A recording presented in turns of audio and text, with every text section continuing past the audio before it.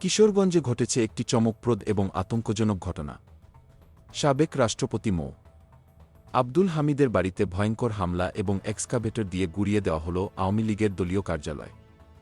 এর পাশাপাশি জেলা আওয়ামী লীগের যুগ্ম সাধারণ সম্পাদক সিয়াদ আশফাকুল ইসলামের বাড়িতে হামলা এবং ঢাকা মহানগর পুলিশের আলোচিত কর্মকর্তা বিপ্লব সরকারের বাড়িতেও ভাঙচুর ও আগুন দেওয়া হয়।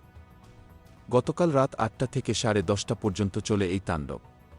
প্রত্যক্ষদর্শীদের মতে, স্টেশন রোডে আওয়ামী লীগের দলীয় কার্যালয় এক্সকাভেটর দিয়ে গুড়িয়ে দেওয়া হয় এবং আগুনে পুড়িয়ে ছাই করে ফেলা হয়।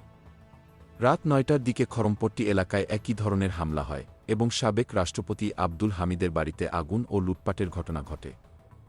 এই ভয়াবহ তাণ্ডবের পর কিশোরগঞ্জ শহর জুড়ে থমথমে অবস্থা বিরাজ করছিল। হামলার শিকার ৪টি জায়গায় প্রায় ৫০ গজের মধ্যে ভাঙচুর ও অগ্নিসংযোগ ঘটানো হয় এবং শহরের বিভিন্ন জায়গায় ১ ঘণ্টারও বেশি সময় বিদ্যুৎ ছিল না।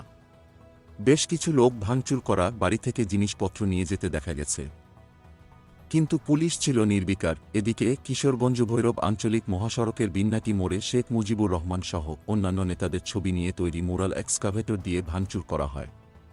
বিক্ষুব্ধ জনতা ঘণ্টার পর ঘণ্টা মুরালে হামলা চালিয়ে শেখ মুজিবের ছবির ক্ষতি করে এবং সড়কে যানজট সৃষ্টি হয়।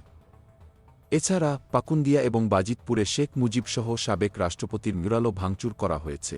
এই ঘটনাগুলি শুধু ক্ষোভের বহিঃপ্রকাশ নয়, এটি একটি বড় রাজনৈতিক উত্তেজনার ফল।